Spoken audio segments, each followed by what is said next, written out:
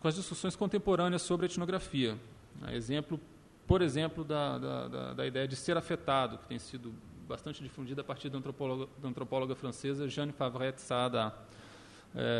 Só para explicar em termos muito gerais, a ideia de que é necessário ao antropólogo se incluir, ou ao etnógrafo, incluir-se no contexto de relações que está sendo etnografado, sejam essas relações de que natureza elas forem. No caso dela, particularmente, ela estava pesquisando o contexto da feitiçaria no interior da França, estava há muito tempo fazendo entrevistas e observando os efeitos de tudo que isso, os efeitos provocados pela feitiçaria nas pessoas, e não tinha conseguido chegar a conclusões interessantes até o momento em que ela mesma foi incluída no circuito de feitiçarias, sendo enfeitiçada, enfim, e passando a ocupar posições de fato engajadas naquele contexto de relação, ainda que involuntariamente, né? Então,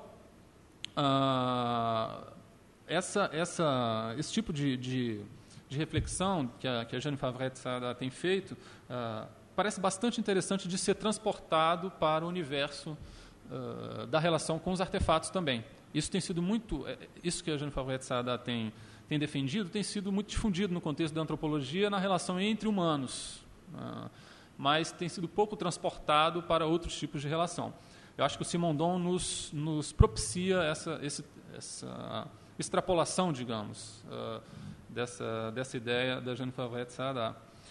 Poderíamos, então, pensar numa postura etnográfica transdutiva, se considerarmos que a transdução é, abre aspas, uma maneira de progredir do espírito que descobre. Essa maneira de progredir consiste em seguir o ser em sua gênese, em efetuar a gênese do pensamento ao mesmo tempo em que acontece a gênese do objeto. Fecha aspas. Ainda agora sim, chegando um pouco mais à frente, ao final da introdução da individuação, Simondon diz o seguinte: nada prova que o ser seja individuado de uma única maneira possível. Se existem diversos tipos de individuação, deveriam existir também diversas lógicas, cada uma correspondendo a um tipo definido de individuação. Isso aqui vai apontar também para a necessidade de uma transdisciplinariedade, se nós podemos traduzir, simplificar o que o Simondon está dizendo, ou transportar para essa discussão que eu estou pretendendo estabelecer aqui com a etnografia. Continua ele: a classificação das ontogêneses permitiria pluralizar a lógica com um fundamento válido de pluralidade. Somente a individuação do pensamento pode, ao se realizar, acompanhar a individuação de seres outros que o pensamento. Não é, portanto, nem um conhecimento imediato, nem um conhecimento mediado que podemos ter da individuação, mas um conhecimento que é uma operação paralela à operação conhecida. Não podemos, no sentido habitual do termo, conhecer a individuação. Podemos unicamente individuar-nos e individuar em nós. Logo, esta apreensão, à margem do conhecimento propriamente dito, é uma analogia entre duas operações, o que é um certo modo de comunicação. Isso tem paralelos muito significativos e muito interessantes com o que tem sido discutido na etnografia por vários autores, dentre eles a autora que eu acabei de citar, a Jeanne Favret-Saada, no sentido de que ela diz que o engajamento no contexto etnográfico é extremamente importante, mas ele não deve ser jamais confundido com qualquer coisa que esteja relacionada com uma ideia de tornar-se nativo. Não se trata disso. Engajar-se nesse tipo de relação, como ela fez no caso da feitiçaria, tem implicações diferentes para um antropólogo e para um nativo, né?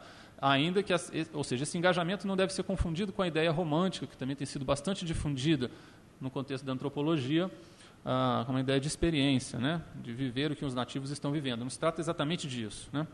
E é um pouco sobre isso que eu vou fazer o meu comentário final.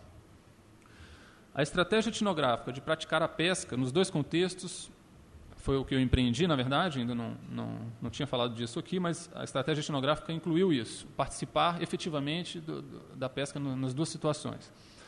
Ela pode ser considerada, então, como uma forma de identificar e incluir-se nesses sistemas de tensões, com uma dimensão pré-individual completamente distinta dos pescadores, ou seja, sem qualquer concessão aqui a um pressuposto de caráter romântico aos modos da valorização da experiência. Não se trata disso. Entretanto, isso levou, nos casos aqui analisados, a lógicas completamente distintas. Uma centrada nos padrões comunicativos de relação com a alteridade do peixe, no caso do lago, e a outra na imersão numa dinâmica de conexões cinéticas do barco, num conjunto de forças, muito mais. Tal engajamento não pode ser definido, portanto, a priori, como fundamentalmente discursivo, sinestésico ou semiótico. Afinal, a individuação e a ideia de um meio requer que se pense em diferentes escalas de realidade postas em comunicação pela própria individuação. E isso o pesquisador só pode fazer a posteriori. Observando que a ideia de a posteriori não é, para Simondon, uma questão de tempo, mas de escala. Podemos, então, concluir que é a individuação a ser etnografada que deve ditar a individuação de um determinado modo de conhecimento antropológico. Tentando colocar isso de uma outra maneira, a forma como a análise antropológica vai se desenvolver depende, na verdade, do tipo de relação relevante no contexto etnográfico. Não adianta eu fixar de antemão que eu vou trabalhar, por exemplo, com as relações cinéticas nos dois contextos, se ao chegar no lago não é isso que está como um elemento fundamental dos processos de individuação. Isso, eu imagino, é uma reflexão que leva ao imperativo da transdisciplinaridade, porque o etnógrafo, então, precisaria trabalhar com lógicas muito distintas de individuação. Daí a oportunidade de se reforçar a indicação várias vezes postulada, notadamente por Lévi-Strauss. Aliás, esse ponto em que o Lévi-Strauss fala disso algumas vezes, uma delas, num comentário póstumo, na verdade, uma homenagem ao Leroi-Gourhan, quando ele dizia mais ou menos o seguinte, que para fazer etnografia, para fazer antropologia, é preciso saber, na verdade, do que se está falando.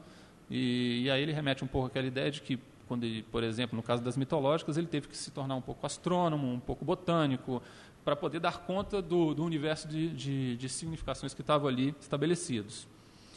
Pois bem, reforço então essa indicação de que o antropólogo esteja pronto a assumir a transdisciplinaridade como modo de conhecimento, transitando do físico ao coletivo. Ou, dito de outro modo, Simondon parece nos ensinar que talvez seja imperativo, em certas situações, ampliar o escopo do dado etnográfico para além do plano discursivo e da chamada observação participante. Obrigado.